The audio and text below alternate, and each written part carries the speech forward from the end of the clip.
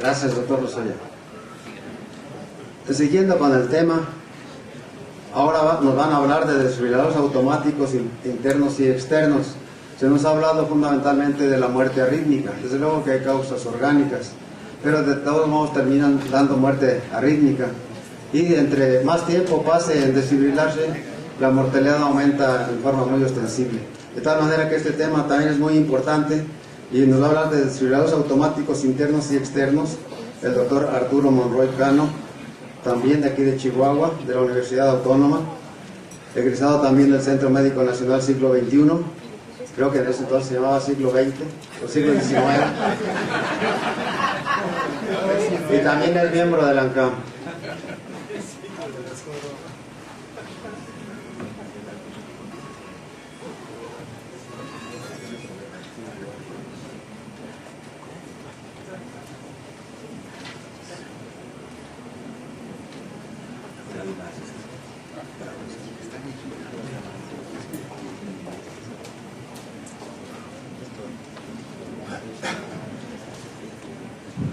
Muy buenas tardes, estamos de mañana aún.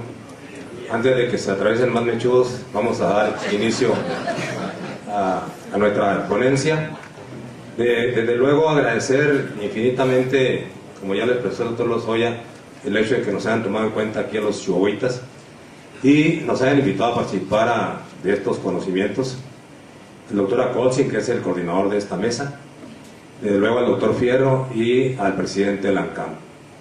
Sin más, creo que estamos ya el platillo medio servido con lo que han escuchado hasta ahorita acerca de muerte súbita. Vamos a concretarnos a hablar de lo que son los desfibriladores implantables. Quizá brevemente voy a revisar algunas cosas breves de la desfibrilación externa, que de hecho esa es una técnica de rutina que la mayor parte de los cardiólogos o los presentes hayan sido testigos de cómo se hace. Bien, estos trazos ya son familiares. Esto es un paciente con un monitoreo Holter que empieza con su taquicardia ventricular, fallece a los minutos que ustedes están observando allá en perfecta sistolia. Tal y como se definió ya, esta definición que a mí me complació, quizá es una definición pues que engloba ya un poco más de lo que es la muerte súbita. Ese colapso súbito asociado a trastornos respiratorios que si no revierten, obviamente el paciente llega finalmente a morir. Esto ocurre aproximadamente en situaciones donde exista cardiopatía o en ausencia aún de cardiopatía con trastornos metabólicos, trastornos ácido-básicos, trastornos electrolíticos. Pero vamos a concretar quizá la plática a dirigirnos más concretamente a lo que viene siendo los trastornos de la cardiopatía isquémica y los síntomas que ya expresó el doctor previamente. En lo que se refiere a la desfibrilación externa, todo el mundo estamos convencidos de que esta cadena de salvamento es importantísimo, mientras más temprano mejor, mientras más temprano más posibilidad de que el paciente se salve. Recientemente revisé aquí, a razón de esta plática, el comparar un desfibrilador externo incluso de uso domiciliario, qué tan eficaz sería si se le dispone a los pacientes que tienen riesgo de tener este problema.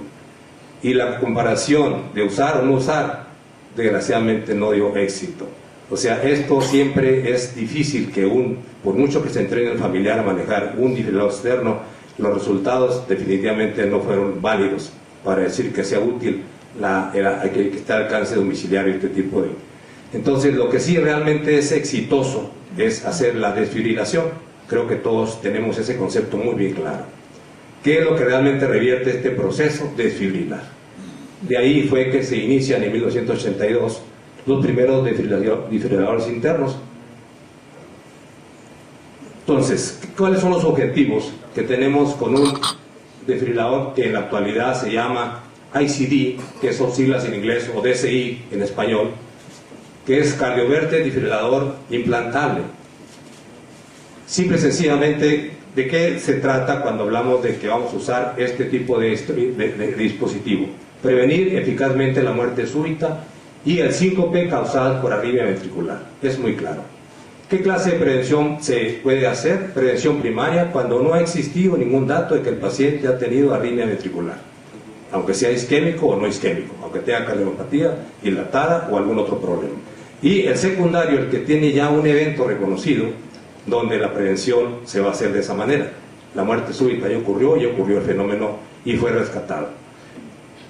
Que es el objetivo que trata de aumentar eficazmente la sobrevida en este grupo selecto de cardiopatías isquémicas o no isquémicas, como vamos a ver más adelante, en la hipertrofia septal asimétrica, el síndrome que ya revisó el doctor Lozoya, el Brugada, la displasia del ventrículo derecho, que son en las entidades que en la actualidad se acepta, mientras existan los criterios adecuados, implantar el ICD.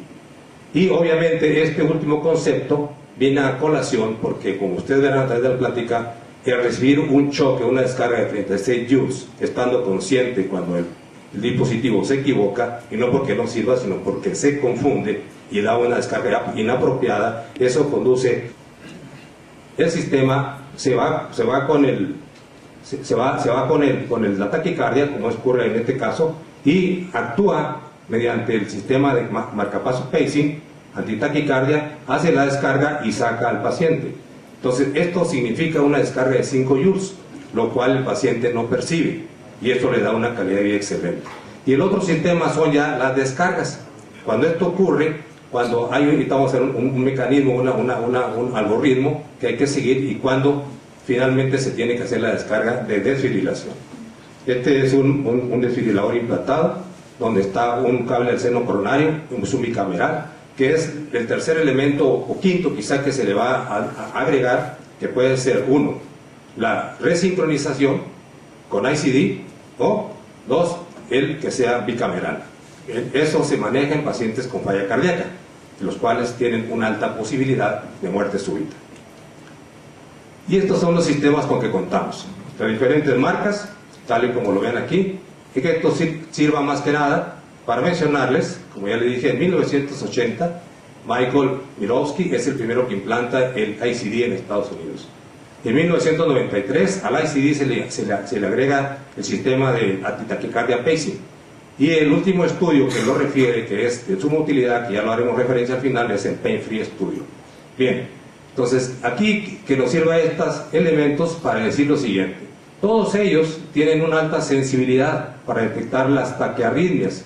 Sin embargo, no son específicas para distinguir la taquicardia supra de una taquicardia ventricular, sobre todo cuando son taquicardias supras con bloqueo de rama, obviamente. Entonces, eso da motivo a lo que ya mencionamos anteriormente, que exista la posibilidad de choques inapropiados. Bueno, ¿cómo funciona? Funciona en una zona de detección que está conectado, se inicia una taquicardia con esta cuantía de frecuencia. ¿Qué es lo que hace el sistema? El sistema, tiene aparte sus baterías, su capacitor, que es el que se encarga de dar la descarga, y aparte tiene un sistema de microprocesador, que es el que se informa de qué recibe y qué tiene que mandar. Entonces, recibe la información de que hay una taquicardia de esta cuantía, hace un sistema de marcapación antitaquicardia por 3 veces. Si con eso es suficiente para doblegar la taquicardia, ahí se acabó. A veces con una es suficiente. Si no es así, la terapia 2 se va a cardioversión con 5 joules, que es un disparo de una descarga muy sencilla. ¿Esto por qué? Si esto lo analizamos en el tiempo, ¿qué pasa con el paciente que no ha salido? A los 12 segundos, 14 segundos, 15 segundos, 30 segundos, que ya es una taquicardia sostenida, ese paciente ya está inconsciente. ¿Y qué pasa si le damos una descarga? No la va a sentir. Y es de 35 joules. Cuando el paciente está despierto, no ha tenido todavía inconsciencia, y damos esta descarga, es cuando hablamos de una descarga inapropiada. Bien, ¿cuál es la otra situación? Detecta esta frecuencia. El ATP, o sea, lo sigue nada más por una secuencial, no responde, desfibrila con 35 joules, y por una ocasión no responde, 5 ocasiones más, vuelve a desfibrilar. Si se trata de una fibrilación ventricular que tiene más de 200, sin más ni más, se va a desfibrilación 35 joules. Y lo hace por 4 y 2. Estos son los grandes estudios que ustedes ya lo vieron ahí cuando se habló de muerte súbita, el primer ponente que me precedió, doctor Luque. Mencionó ahí cómo se reducen estos estudios, cómo se reduce la mortalidad cuando se empezó a usar el ICD. Bueno, aquí ven ustedes estudios de prevención secundaria,